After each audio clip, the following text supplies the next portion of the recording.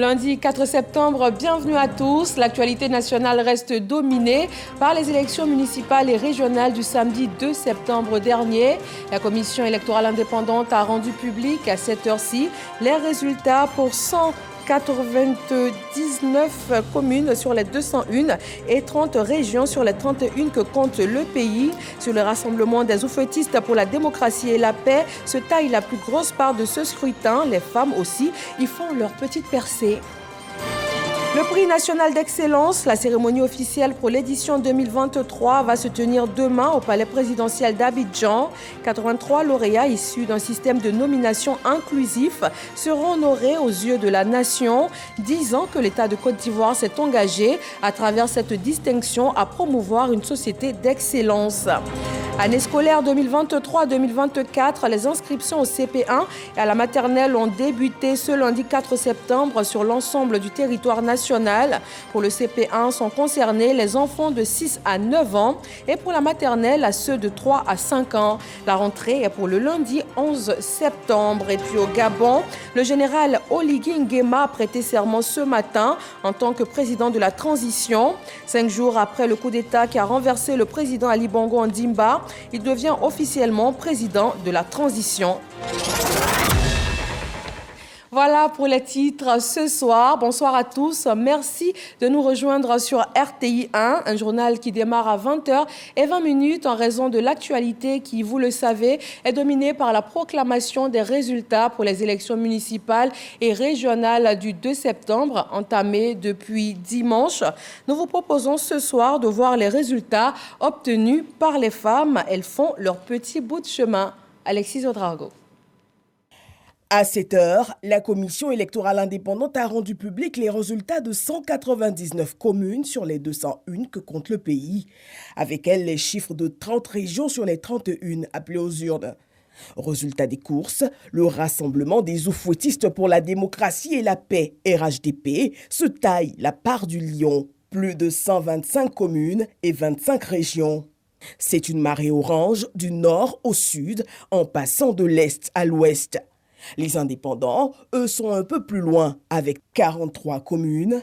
Ils distancent de très loin l'opposition, qui, avec l'alliance PDCI-RDA-PPACI, récolte 9 communes. Si le PDCI-RDA compte à lui 19 communes et 3 régions à cette heure, le PPACI aura, lui, réussi à convaincre 2 communes sur toute l'étendue du territoire. Les femmes auront bel et bien tiré leur épingle du jeu au cours de scrutin. La députée Zamblé Naya Jarvis Strona Goïtafla, à San Pedro Nakarija arrache la mairie, à Bako, Belegban, Séguélon, Djibrosso, Séguéla, Goulia, Mayo, Guitry, Bundiali, Odiéné, Anyama, Abobo ou encore dans le Moronou. Le verdict des urnes s'est écrit au féminin. Les derniers chiffres tombés des communes du Plateau et de Marcory sont aux couleurs du PDCI. Selon la commission électorale indépendante, les proclamations des résultats devraient prendre fin ces prochaines heures. Sont attendus les résultats d'une région et de 2 communes. Et nous espérons encore des femmes pour la suite de ces résultats. L'organisation et le déroulé de ces élections enregistrent 2 bons points. La Convention de la société civile ivoirienne a fait le bilan de sa mission d'observation sur le terrain. 249 observateurs ont été déployés et relèvent un taux de 92,4% de personnel déployé dans les bureaux de vote et présent et 91% des bureaux de vote avec du matériel électoral disponible, des isoloirs placés de sorte à garantir le secret du vote. Kadi Koné et Angela Diallo. La Convention de la société civile ivoirienne dresse le bilan de ses actions liées aux élections municipales et régionales 2023. C'est au total 249 observateurs qui ont sillonné les 2 districts et les 31 régions de la Côte d'Ivoire depuis la campagne jusqu'au jour du vote. Nos observateurs ont constaté l'arrivée tardive du matériel et du personnel électoral dans certains centres ou bureaux de vote. On note que le scrutin était calme et apaisé à certains endroits. En revanche, il y a eu quelques grognes dans certains lieux de vote. La sécurisation du scrutin a été globalement assurée par la police et la gendarmerie. Nous avions noté cela avec beaucoup de satisfaction. Plusieurs recommandations ont été faites à l'endroit des autorités gouvernementales, de la Commission électorale indépendante, des partis politiques et des organisations de la société civile. En direction des autorités gouvernementales, de renforcer davantage la sécurisation du processus électoral, puis de poursuivre le dialogue avec l'ensemble des acteurs sociopolitiques. En direction de la Commission électorale indépendante, CEI, d'améliorer davantage son dispositif opérationnel, réviser en amont la performance des tablettes, en direction des groupements et partis politiques. La Convention de la société civile ivoirienne recommande de faire preuve de retenue et d'avoir le sens des responsabilités. La Convention de la société civile ivoirienne regroupe 193 structures issues des confessions religieuses, des organisations professionnelles, des centrales syndicales et des organisations non gouvernementales. Son objectif, influencer les politiques publiques en faveur des populations. Pendant cette période électorale, surtout lors de la phase de campagne, la musique a été mise en vedette lors des meetings, dans les spots sur les médias traditionnels et aussi les médias sociaux. De nombreux artistes ont également presté. Le Bureau ivoirien des droits d'auteur fait le point. Serge Colère. Ambiance festive, animation grand public, caravane, spectacle ou concert. Les œuvres musicales ont rythmé la campagne électorale couplée municipale et régionale. Pour veiller sur les intérêts des artistes dans cette effervescence, le Burida, le Bureau ivoirien du droit d'auteur, en étroite collaboration avec la CEI, la Commission électorale indépendante, a mis en place un dispositif de sensibilisation et de contrôle. À l'heure du bilan, le directeur général et ses équipes font le point. Sur une projection d'environ 200 millions de francs CFA, nous avons pu collecter 77 millions CFA, soit à peu près 38% de collecte. Il y avait 842 listes qui étaient en compétition, un total de 323 listes qui se sont acquittées de la redevance du droit d'auteur. La campagne s'est achevée, mais les candidats qui ne se sont pas exécutés ont toujours la possibilité de s'acquitter de cette redevance pour éviter de tomber sous le coup de la loi et des sanctions. Ceux qui n'ont pas encore payé dans une semaine, parce que nos éléments, nos collaborateurs qui sont des agents assermentés, ont pu faire des constats de l'utilisation des œuvres de l'esprit pendant les campagnes. Et ces constats seront donnés à qui de droit pour contraindre tous ceux qui ont utilisé les œuvres de l'esprit et qui n'ont pas encore payé à le faire. Parce que la loi pénalise le refus de payer et l'assimile à du piratage, l'assimile à de la contrefaçon. Donc, c'est une peine de prison d'un an à 10 ans qui est prévue et d'une amende de 500 000 francs à 5 millions qui sont prévus. Cette période de campagne a été particulièrement florissante pour certains artistes, sollicités et joués en boucle. Avec les renseignements fournis par les candidats, une répartition juste et transparente pourra se faire. Le Burida y travaille. La liste du programme, c'est en fait la playlist. C'est sur la base donc de ces fiches de répartition que les sommes qui reviennent aux artistes seront mises à leur disposition. Si vous n'y figurez pas, bien évidemment, vous ne pourrez pas être réparti. Par ailleurs, si vous avez participé à des spectacles des candidats et que ces candidats ne se sont pas acquittés de la redevance, vous ne pouvez pas la percevoir. Organisme de gestion collective du droit d'auteur et des droits voisins, le Burida a pour mission d'autoriser l'exploitation des œuvres artistiques, de percevoir les redevances versées par les utilisateurs et de répartir périodiquement aux différents titulaires les redevances perçues. Demain, 5 septembre, la cérémonie officielle de remise du prix national d'excellence pour l'édition 2023 va se tenir au palais présidentiel. Une 10e édition décalée en raison du deuil qui a frappé la Côte d'Ivoire à quelques jours de la fête nationale. Cette année encore, ce sont 83 lauréats issus d'un système de nomination inclusif qui vont être honorés aux yeux de la nation. Alexis Ouedraogo jette un regard sur les 10 ans de célébration du prix national d'excellence. disant que l'État de Côte d'Ivoire promeut une société d'excellence et célèbre le mérite, le savoir-faire dans les domaines clés des activités socio-économiques et culturelles. Ça use et je pense que quand on a regardé hier... Entouré de ses collaborateurs, Jules Sanson-François fait ce lundi le bilan de la journée de travail à la Direction générale des marchés publics.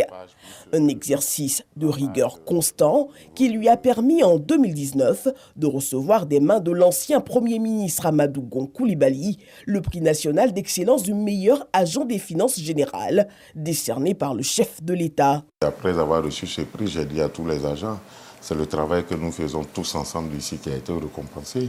Donc faisons de telle sorte que nos procédures, notre façon de travailler puisse davantage mériter la reconnaissance de la nation. Naturellement, ça a été une émulation pour tout le monde. Tout le monde s'est mis au travail et je pense que d'une direction centrale, nous sommes devenus une direction générale. Et les prix s'enchaînent pour cet amoureux de l'excellence. En 2022, la structure qu'il dirige remporte 2 prix. Les prix KIDP du meilleur organisme public pour l'accès à l'information et celui de la meilleure direction générale pour l'accès à l'information. Efficacité, discipline, transparence. C'est le collectif qui est mis ensemble pour pouvoir travailler avec l'objectif très clair, très précis de faire toujours mieux.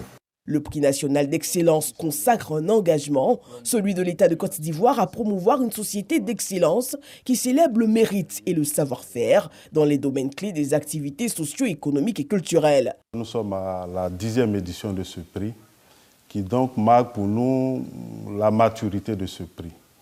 Donc nous avons sensibilisé, selon les instructions de M. le Premier ministre, les comités sectoriels pour que la base de sélection de ce prix soit le plus large possible et que les critères de sélection soient renforcés afin de présenter devant le chef de l'État des hommes et des femmes qui méritent véritablement de se voir distingués.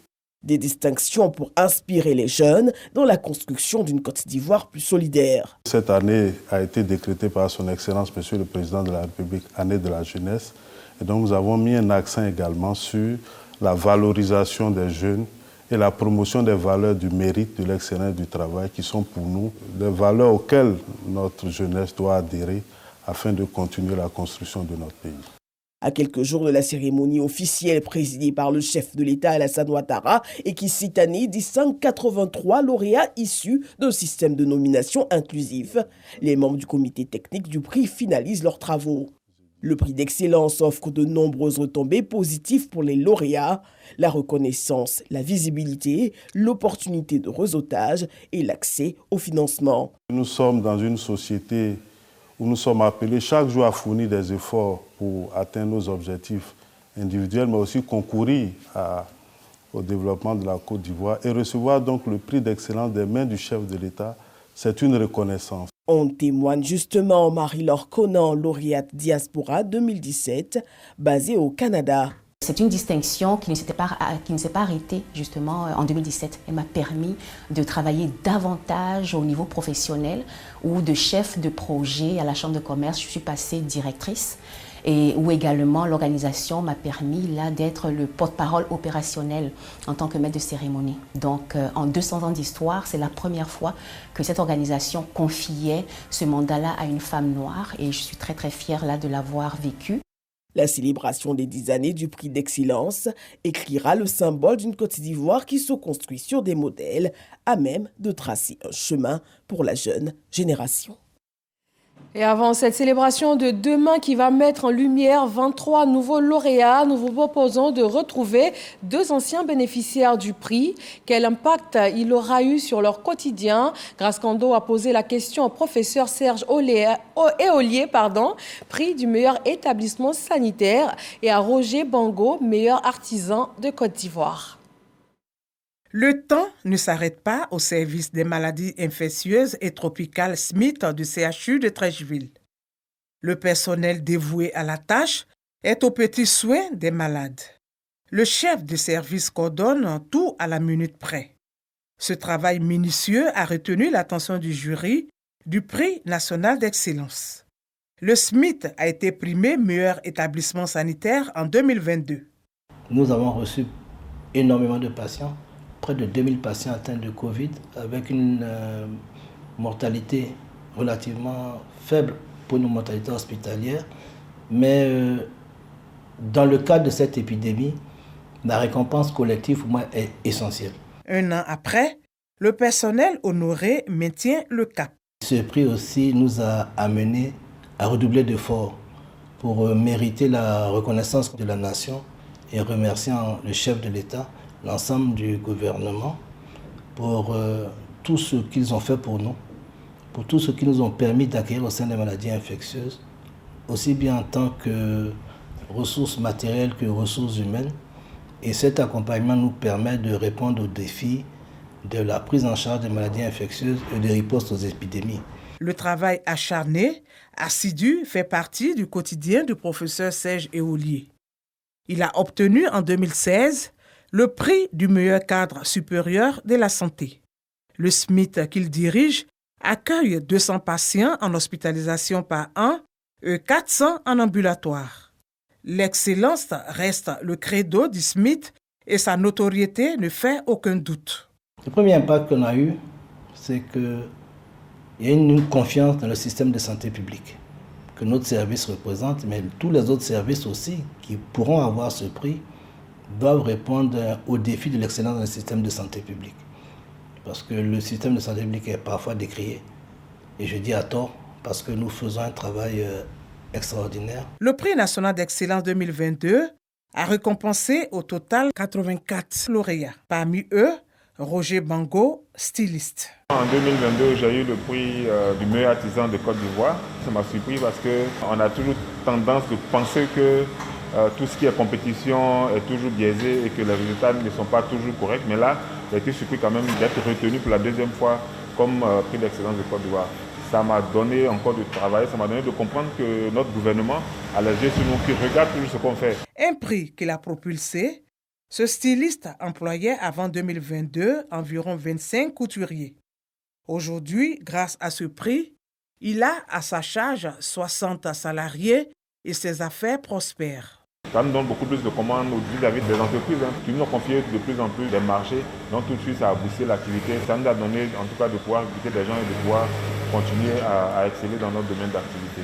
Roger Kofi Bango a aussi obtenu le prix du meilleur entrepreneur en 2019. Le styliste modéliste Roger Bango et professeur Serge Eolier, ces deux lauréats du prix d'excellence, restent des modèles du travail bien fait. Dans le domaine du sport, en taekwondo, Cissé Cheikh Salah a lui aussi été lauréat du prix national d'excellence. C'était en 2021. Et aujourd'hui, il nous revient de France du Grand Prix de Paris avec une médaille d'or. Nous allons le recevoir dans quelques minutes sur ce plateau. En attendant, on parle de rentrée scolaire 2023-2024. C'est la semaine prochaine, précisément le 11 septembre prochain. Les inscriptions ont démarré pour le CP1 et la maternelle aujourd'hui. Pour le CP1 sont concernés les enfants de 6 à 9 ans et pour la maternelle, les enfants de 3 à 5 ans. Pour ce premier jour d'inscription, ce n'était pas la grande affluence dans les établissements scolaires de Bouaké, comme nous le fait voir ici Soro Corona de RTI Bouaké. Premier jour des inscriptions au cours préparatoire première année CP1 et à la maternelle au titre de l'année scolaire 2023-2024. Au groupe scolaire de Ngatakourou, dans la commune de Bouaké, les parents d'élèves s'y font rares. L'appel que je dois lancer, c'est de vite faire d'amener leurs enfants pour l'inscription, puisque la date, c'est dans un intervalle. Une fois que c'est fini, c'est fini. Même situation à la maternelle du groupe scolaire. C'est un peu lent. À la maternelle, comme le ministre a dit, qu'on appelle les inscriptions sont gratuites.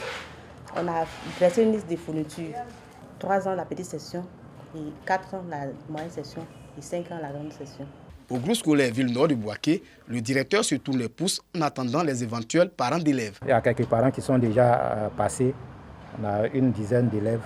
C'est comme ça. Les premiers jours, ça, c'est à la rentrée, même les parents vont venir.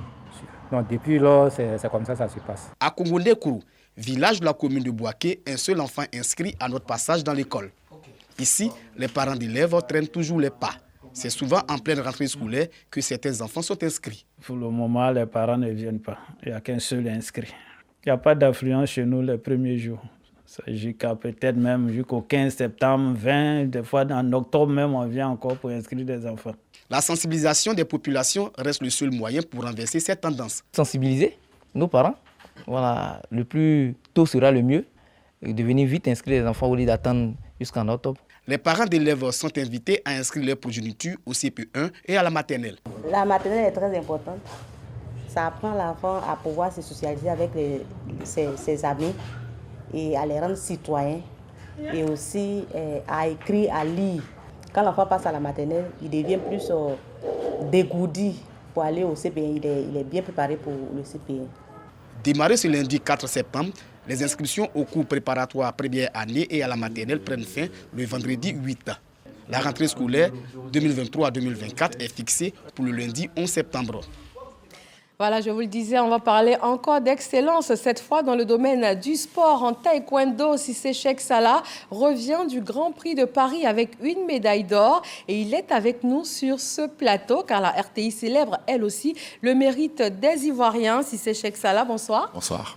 Alors, nous allons voir tout de suite cet élément proposé par Arsène Kouassi. Et on se retrouve tout de suite après pour échanger.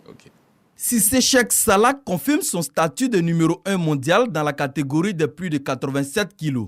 Le tireur ivoirien a remporté la médaille d'or au Grand Prix de Paris. Opposé au Britannique Caden Cunningham, Cissé a dominé les débats de bout en bout avant de finalement s'imposer dans le dernier round 5-2. Un succès qui permet à Cissé d'obtenir 60 points et de décrocher son billet pour les Jeux Olympiques de Paris 2024. Pour l'heure, Cissé reste indétrônable dans sa catégorie et peut préparer sereinement l'expédition dans la capitale française. Chez les dames, Gbagbi Ruth n'a pas fait le poids face à la chinoise Ji Sung. La tireuse ivoirienne s'est inclinée au stade des quarts de finale. Gbagbi Ruth devra aller chercher 30 points qui lui restent dans d'autres compétitions pour valider sa qualification aux Jeux Olympiques de Paris 2024. Merci Arsène Kouassi, Cissé Cheikh Salah, c'est un plaisir de vous avoir avec nous sur ce plateau. Bienvenue. Merci. Alors Égypte, Turquie, Bulgarie, aujourd'hui Paris avec le Grand Prix d'or, 4e médaille d'or en 2023. Dites-nous, comment s'est passé ce périple parisien ? Avant de commencer, j'aimerais, excusez-moi. Allez-y. J'aimerais d'abord saluer le leadership exceptionnel du président de la République. J'aimerais aussi saluer la classe politique ivoirienne et toute la population ivoirienne pour ces élections apaisées. Vraiment, je suis très content de voir une saison d'excellence et tout se passe bien. Vraiment, merci à tous. Et pour revenir maintenant à la question, c'était la 4e médaille. Oui, ça s'est bien passé. C'est toujours un plaisir pour moi de défendre mon pays au plus haut niveau, comme je l'ai dit. Et une énième médaille. Et pas des moindres, qui me permet de me qualifier directement dans le top 6 pour les Jeux Olympiques de Paris 2024. Et donc, je suis fier de représenter mon pays au haut niveau. Et je dis merci à ma fédération ivoirienne, à la fédération ivoirienne de taekwondo. Je dis merci à toute la population ivoirienne et tous ceux qui m'ont soutenu. C'est un plaisir pour moi d'être qualifié à 1 an des Jeux pour les Jeux de Paris 2024. Effectivement, pour être qualifié donc pour ces Jeux de Paris, vous avez battu le Britannique Caden Cunningham. Est-ce que ça a été facile ? Ça a été simple ? Non, ça a été très difficile parce que quand tu es champion du monde, et la prochaine compétition, tous les athlètes t'attendent. Oui. Tu es l'élément, l'athlète à battre. Et donc, ce n'était pas facile. Faut dire que c'est une catégorie de poids lourds où tous les athlètes ont le niveau. Et c'est le Grand Prix où sont invités les 32 meilleurs de chaque catégorie. Et donc, aucune compétition n'est facile. Mais par la grâce de Dieu, on arrive à s'adapter et faire des résultats. Ouais. Et vous l'avez dit, le plus difficile, c'est ça. Tous les regards sont braqués sur vous. Et il faut garder donc la forme jusqu'à ces Jeux Olympiques de Paris. Quel est le programme que vous mettez en place ? Comment vous comptez y arriver ? D'abord, je suis qualifié, alhamdoulilah. Ce que je vais faire maintenant, c'est d'être auprès de mes jeunes frères qui doivent se qualifier, en parlant d'abord de Ruth Gbagbi, qui est presque à la qualification. On va l'aider, je serai avec elle pour qu'elle puisse se qualifier, elle. Et aussi, il y a des jeunes frères aussi qui sont en Côte d'Ivoire, qui s'entraînent en Côte d'Ivoire, qui doivent se qualifier. Et donc, d'abord, c'est ça, chercher à avoir le maximum de qualifiés. Et après, on parlera de préparation, parce que la préparation, c'est beaucoup de choses. Ça. Effectivement, et ça, c'est un très bel esprit d'équipe que nous avons plaisir à voir. Et justement, cela nous fait en venir à l'encadrement technique, aux moyens financiers pour la préparation de Paris 2024. Est-ce que vous recevez un appui de l'État de Côte d'Ivoire? L'État, c'est vrai que le sport demande assez de moyens. Mais voilà, je n'oublie pas de dire merci à la première dame Dominique Ouattara, le président de la République qui met tout en œuvre pour qu'on puisse s'entraîner dans les meilleures conditions. C'est vrai que, encore un peu de, comment on dit ça là? Ça encore un peu de sel, non? Ça ne va pas gâcher la sauce. Voilà, mais déjà, voilà, je dis merci au gouvernement ivoirien pour ce qu'ils font pour nous. Voilà. D'accord. Vous êtes, on peut le dire, une fierté pour la Côte d'Ivoire. Vous êtes un modèle pour les jeunes générations. Quel est ce message que vous pourriez passer à cette jeunesse ivoirienne qui vous regarde aujourd'hui? C'est de leur demander de s'inscrire dans le programme du président de la République, qui est l'année de la jeunesse. Une année où le président de la République met la jeunesse en priorité. Une année. Et donc, j'invite tous les jeunes à s'inscrire dans cette année-là parce que, voilà, dans le programme du président, il donne la possibilité à tous les jeunes de pouvoir réaliser leurs rêves. Et je fais partie de cette jeunesse-là et donc je les emmène à s'inscrire dans cette année d'excellence-là. À prendre l'année des jeunes à bras le corps et pourquoi pas devenir des modèles comme Cissé Cheikh Salah. Merci. En tout cas, c'est un plaisir pour nous de vous avoir reçu. Merci d'avoir répondu à notre invitation.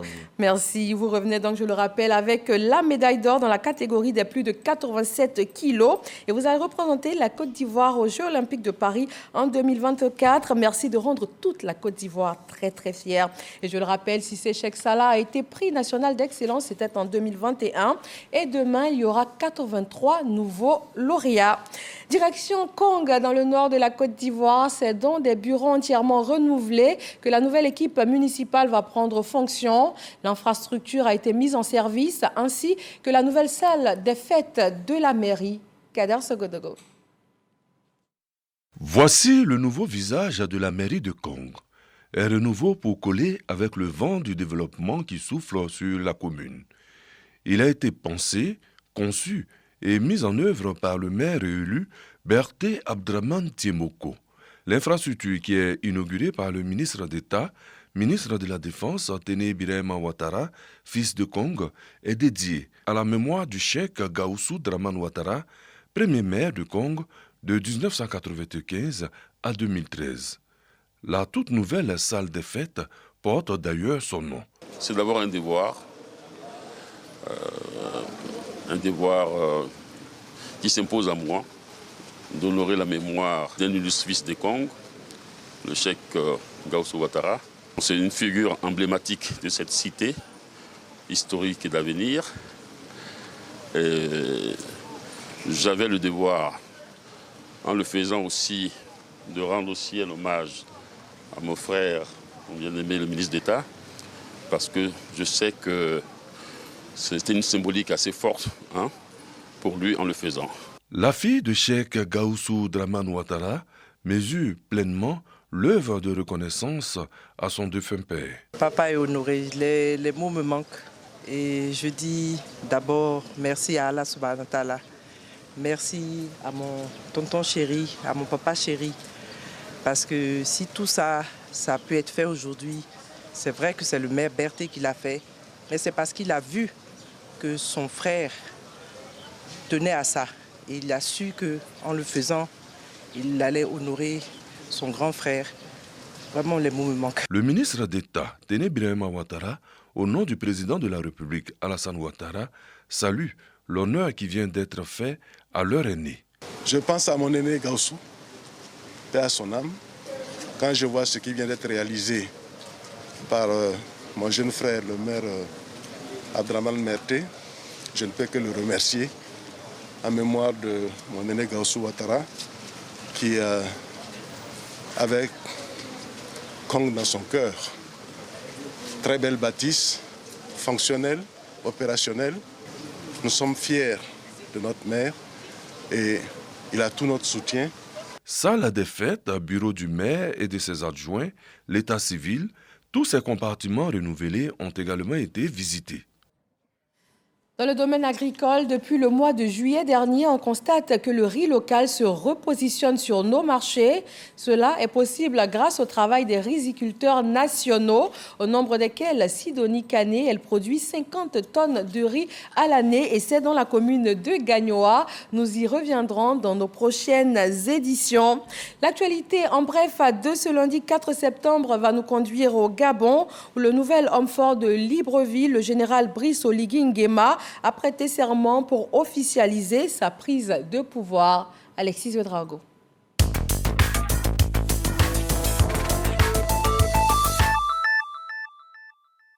Cinq jours après avoir renversé Ali Bongo Ondimba, Brice Oligui Nguema, ancien aide de camp d'Omar Bongo puis commandant de sa garde, prête serment ce lundi pour formaliser sa prise de pouvoir devant les membres de la Cour constitutionnelle. Le général devient le 4e président de l'histoire du pays après Léon Mba, Omar Bongo Ondimba et son fils Ali Bongo. Brice Oligui a promis d'installer des institutions plus démocratiques avant des élections libres. Ce lundi 4 septembre s'ouvre à Nairobi au Kenya le tout premier sommet africain pour le climat. 3 jours durant, des dirigeants africains et du monde vont échanger avec les acteurs de la société civile, des entreprises publiques et des organisations internationales pour parvenir à une feuille de route commune du continent pour la présenter à la COP en novembre. Rostem Onerov sera le prochain ministre de la Défense en Ukraine. Il remplace à ce poste Reznikov qui a remis sa démission au Parlement ce lundi. Le ministère de la Défense ukrainienne est au centre de plusieurs scandales de corruption, notamment sur des soupçons d'achat de vivres pour l'armée à des prix trop élevés et la fourniture d'équipements défectueux aux soldats. Le président ukrainien Zelensky annonçait en août dernier le limogeage de tous les responsables régionaux chargés du recrutement militaire pour éradiquer cette corruption. Et ce lundi marque la rentrée scolaire en France avec un enjeu de taille, le manque d'enseignants en raison de manque de moyens. Malgré le recours aux contractuels, 2000 postes d'enseignants ne sont toujours pas pourvus. Une situation particulièrement tendue dans les académies de Créteil, Versailles, Guyane et Mayotte. Le ministre de l'Éducation nationale explique que cette situation n'est pas récente et liée au manque d'attractivité du métier dans le pays. Merci d'avoir suivi ce journal supervisé par Hugues Hervé Blé. Toute l'équipe vous souhaite une très belle fin de soirée. Bonsoir et à demain.